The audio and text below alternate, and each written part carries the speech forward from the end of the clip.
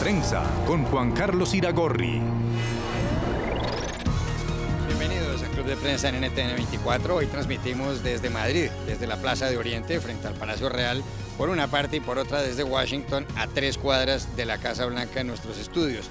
No olviden ustedes que al final de este programa lo pueden ver completo, lo pueden ver a partes en nuestra página de Facebook, también por nuestra cuenta de Twitter, y el audio, el podcast, lo encuentran en SoundCloud. Les doy la bienvenida a los invitados a este programa. En primer lugar, la periodista venezolana Dariela Sosa. En segundo término, Pepe Díaz Briceño, corresponsal de Reforma de México. Y en tercer término, Xavier Vilá, periodista y analista catalán. Y el primer asunto tiene que ver con Venezuela. Hoy está prevista una reunión en la sede de la Organización de los Estados Americanos, muy cerca de nuestros estudios en la capital de los Estados Unidos. Y está previsto también que se trate el asunto de Venezuela. Se supone que varios cancilleres van a estar presentes allí. En Venezuela se han producido, desde el momento en el que el Tribunal Supremo de Justicia despojó de competencias a la Asamblea Nacional, al Parlamento, 26 muertos y casi 1.300 heridos, y hay protestas diarias contra el gobierno del presidente Nicolás Maduro. Tanto que la fiscal general venezolana, Luisa Ortega Díaz, ha dicho que hay un peligro de que se incremente la violencia en ese país. Pero el asunto, y aquí quiero preguntarles en primer término a Dariela Sosa y a Xavier Vilá, el asunto es que Delcy Rodríguez, la ministra de Exteriores de Venezuela, ha señalado que si se produce esa reunión sobre su país en la Organización de los Estados Americanos sin presencia de un diplomático venezolano, Venezuela se retirará de la OEA. ¿Qué lectura le dan ustedes a este pronunciamiento de la jefa de la diplomacia venezolana, Dariela Sosa? Xavier Vilá. Bueno, Juan Carlos, has hecho un buen resumen de las últimas cosas que han estado pasando en Venezuela, ¿no? Salirse de la OEA es una carta que tiene bajo la manga, o no tan bajo la manga, porque la verdad es que ya muchos nos los hemos estado imaginando, el gobierno de Venezuela y la canciller Delcy Rodríguez. Hay un compromiso sostenido de los países de Latinoamérica por velar porque en Venezuela se retome la democracia y el Estado de Derecho, no solamente por un tema de compromiso con los valores, sino también, como sabemos, los países no necesariamente tienen amigos, sino intereses, y la crisis en Venezuela puede generar inestabilidad política en otras regiones. Por ejemplo, ya sabemos lo que ha pasado con la migración de refugiados de Siria y el impacto que ha tenido, por ejemplo, en Europa o en Estados Unidos. Podemos pensar en que algo similar podría pasar si una gran cantidad de venezolanos salen a Colombia o a países vecinos por la represión de la dictadura, por la escasez de alimentos y medicinas. Entonces se ve que la OEA, además liderada por Almagro, que ha tomado esto como la bandera de su gestión, va a estar presionando y aumentando la tensión en Venezuela para que se tomen ciertas decisiones. Por otro lado, vale la pena destacar el caso de la estrategia de la oposición, que ahorita es un poco forzar al chavismo a que tome decisiones y a que ellos mismos se separen entre los que no van a acompañar el tren dictatorial y los que están dispuestos a todo por mantenerse en el poder. Y allí tenemos a varios actores claves, como lo has mencionado, Juan Carlos, Luisa Ortega Díaz, la fiscal, que aunque últimamente es que ha estado en titulares, ella ya lleva varios meses pues teniendo roces con los servicios bolivarianos de inteligencia, la especie del G2 cubano, y con otros funcionarios más radicales del chavismo, ¿no? Habrá que ver qué efecto tienen estas reuniones de la OEA y estas protestas de la oposición de cara a ese acuerdo o desacuerdo que se geste dentro del chavismo, para ver si finalmente dan elecciones y abren el canal humanitario. Mire, déjeme decirle que los efectos de las reuniones en la OEA me parece que van a ser nulos. Esa organización no sirve para nada, así se ha demostrado durante mucho tiempo, y la verdad es que a mí todavía me sorprende que haya quien tenga esperanza en que la OEA pueda resolver este entuerto tan grande de esa dictadura que hay en Venezuela. Luego, que Caracas amenaza con retirarse de esta organización me parece también una medida poco realista. Caracas sabe que marcharse de la OEA es un proceso muy largo, por lo tanto seguramente lo que quiere el gobierno de Maduro con esta amenaza es ganar tiempo para ver cuáles son las posiciones de cada uno y hasta qué punto sus ideas dentro de la OEA puedan echarse adelante. Déjeme decir también por último que hay una evidente hay un evidente derecho internacional de cualquier país en la petición de no injerencia de otros países sobre su realidad interna. Lo que pasa es que, claro, teniendo en cuenta el asalto a los derechos humanos que está viviendo Venezuela hoy en día, el asalto a la libre expresión de la disensión política que se vive en ese país, seguramente Caracas ha perdido la legitimidad moral para pedirle a sitios como la OEA, que insisto, no sirven para nada, que no se inmiscuya en sus asuntos internos.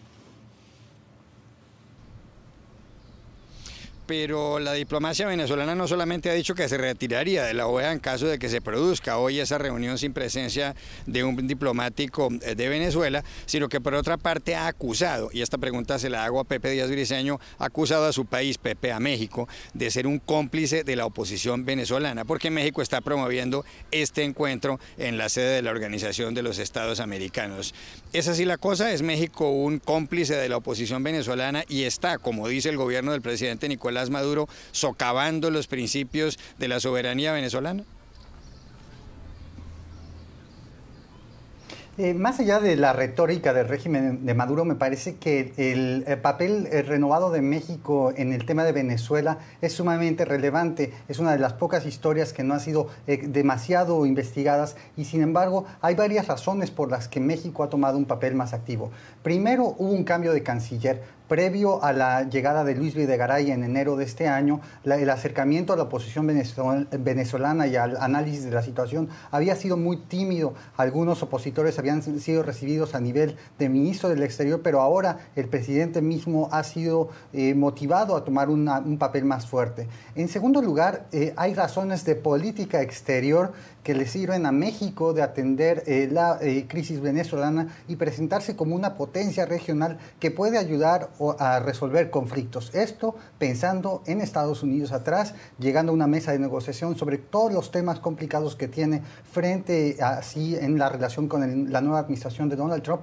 Y por tercer punto, también por una cuestión interna, es un gobierno, el actual en México, que está solo con 1 año y 8 meses de vigencia y vienen elecciones presidenciales en México a mitad del próximo año y el gobierno de Peña Nieto quiere decididamente hacer un símil entre la situación de Venezuela y los peligros que podría acarrear lo que ellos dicen, la opinión de ellos, podría ser similar si ganara la oposición liderada por Andrés Manuel López Obrador, el izquierdista en México.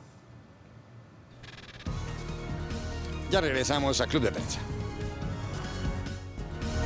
Volvemos a Club de Prensa desde el Palacio Real en la Plaza de Oriente en Madrid y desde los estudios de NTN 24 en Washington a 3 cuadras de la Casa Blanca. Este sábado se cumplen los 100 días de gobierno de Donald Trump, una fecha mítica para los presidentes estadounidenses.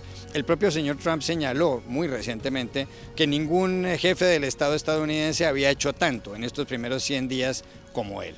Pues ha sido muy cuestionado el señor Trump. Jonathan Alter, un historiador estadounidense, ha publicado un artículo en el periódico The Washington Post en donde ha manifestado cómo, por ejemplo, 2 presidentes estadounidenses han hecho mucho más que el propio señor Trump. En primer término, Franklin Delano Roosevelt, presidente demócrata, quien tomó posesión del cargo el 4 de marzo de 1933. Pues, ¿qué hizo Roosevelt en los primeros 100 días? Le puso fin al gran shock de la bursátil de 1929, a la Gran Depresión. Cerró los bancos para que la gente no retirara el dinero, por un lado. Por otro lado, creó la Securities and Exchange Commission, la Comisión de Valores, que puso en cintura por primera vez en la historia a los banqueros de Wall Street. Creó 3 millones de empleo e hizo más cosas porque además logró levantar la prohibición al alcohol. Eso hizo el señor Franklin Delano Roosevelt en los primeros 100 días. Y en cuanto a Lyndon Johnson, que se posesionó el 20 de enero de 1965, después de que reemplazara a John Kennedy tras haber sido asesinado el 22 de noviembre de 1963, pues el señor Lyndon Johnson hizo aprobar el acta, la ley por la cual hubo igualdad de voto para los afroamericanos y para los blancos en los Estados Unidos por primera vez en la historia. Pero además creó 2 programas de apoyo como Medicare y Medicaid, y además creó otra ley por la cual se le daba mucho respaldo a los colegios de educación elemental y de educación secundaria en los Estados Unidos. Alter, el historiador, dice que Trump miente, que para empezar esos 2 presidentes hicieron muchísimo más de lo que ha hecho Donald Trump por ahora. ¿Está equivocado entonces el señor Trump y está equivocada la Casa Blanca? Xavier Vilá, Pepe Díaz Briceño. Bueno, sí, Trump está equivocado, pero eso no es noticia, ¿no? Eso estamos acostumbrados a... porque sus mismas palabras y sus mismos tweets lo demuestran. Déjeme decir, antes de desarrollar mi argumento de manera rápida, que esto de los 100 días es una tontería como un piano. Esto de la fecha mítica yo discrepo. Esto es una cosa para los periodistas, y yo soy periodista y nos ilusiona mucho, pero no sirve para nada, porque da lo mismo lo que Trump ha hecho en el día 99 que en el 101. Por lo tanto, lo de 100 cae redondo, pero no tiene más importancia. La única cosa que Trump ha conseguido en estos primeros 100 días que cumplen el sábado respecto a otros presidentes es autoinfringirse lesiones evitables.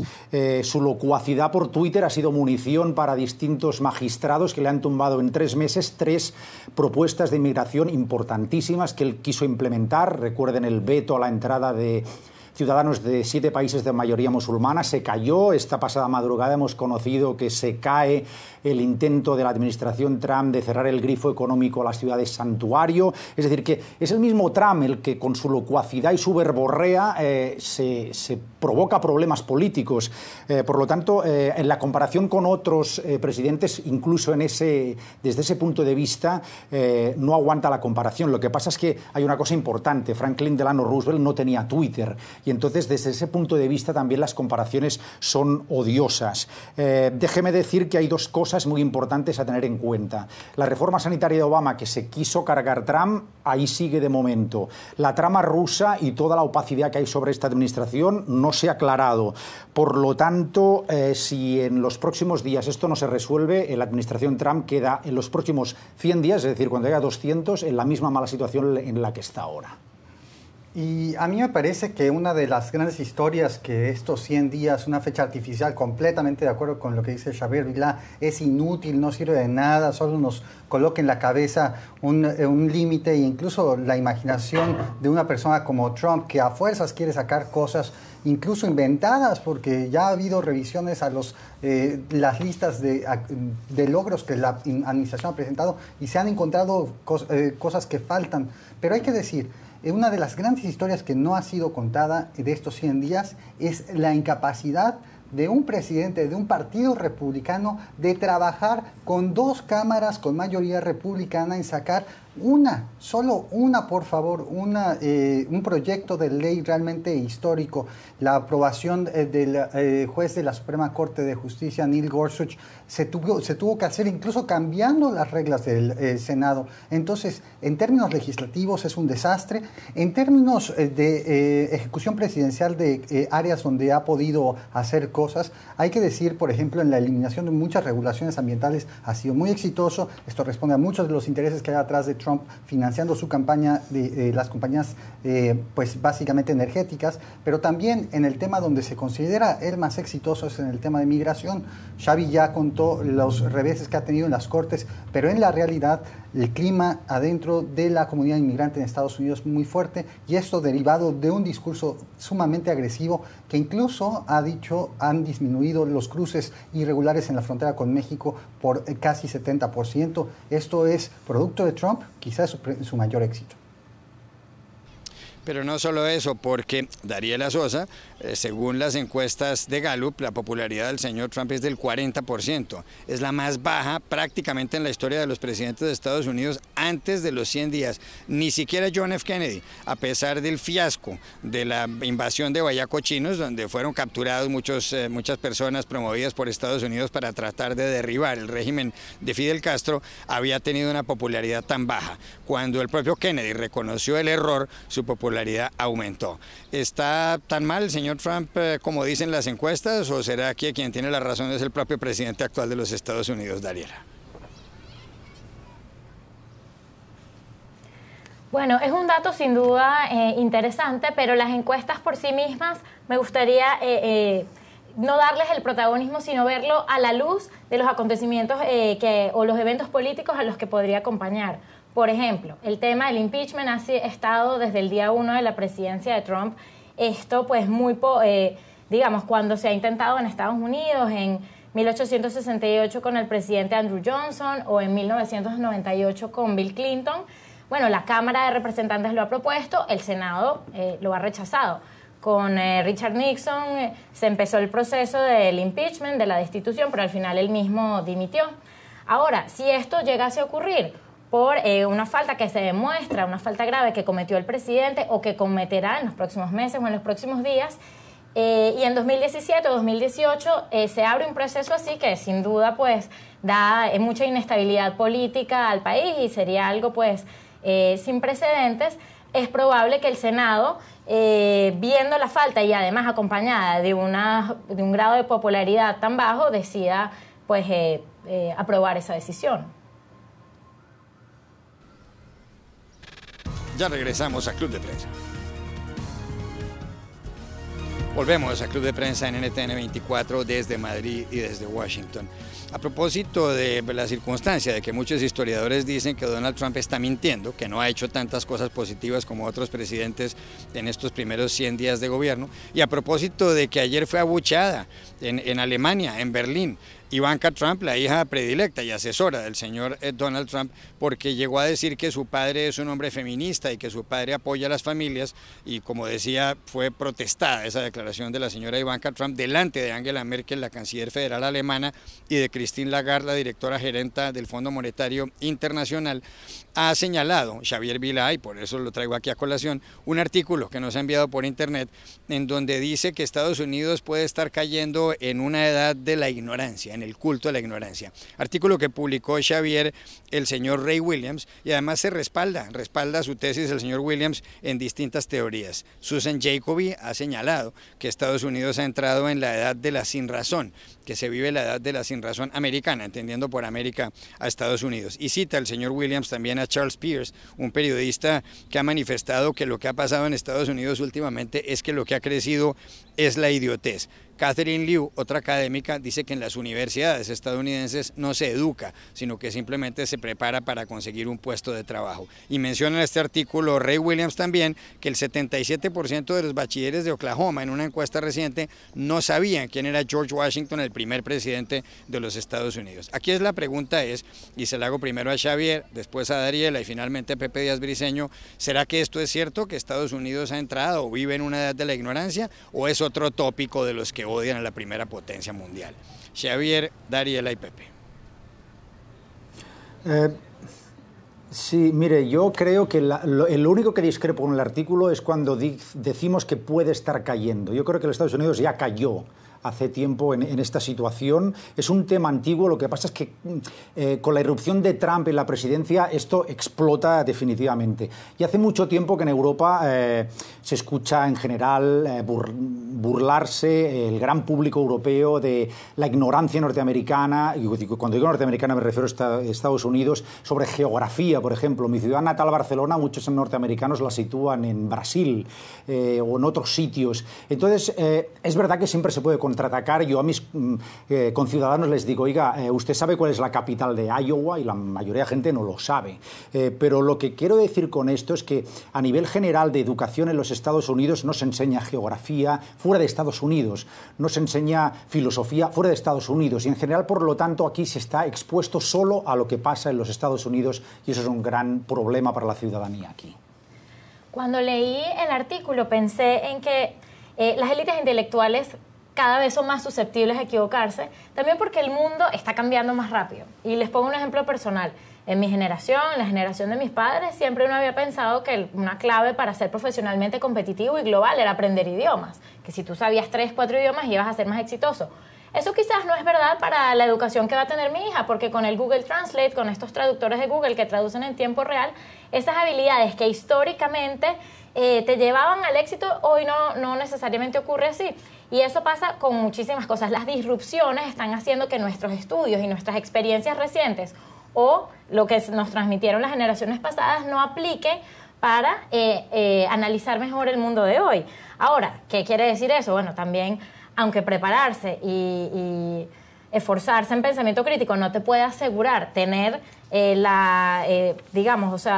llegar al éxito, definitivamente va a ayudar a reducir la probabilidad de que uno cometa estupideces, y por eso pues hay que seguir estudiando. Un comentario muy rápido. Yo recuerdo todavía cuando yo era pequeño, los más viejos en esta mesa lo recordamos, cómo era limitado nuestro acceso al conocimiento porque teníamos una enciclopedia en la casa y uno iba a buscar ese libro. Lo paradójico de este asunto es que tenemos muchísima información ahora con una tecla enfrente de nosotros. se nos acabó el tiempo. Gracias, Dariela Sosa, por haber estado aquí. Gracias a Xavier Vilá. Y gracias a Pepe Díaz Briceño. Y a ustedes los espero mañana nuevamente en Club de Prensa.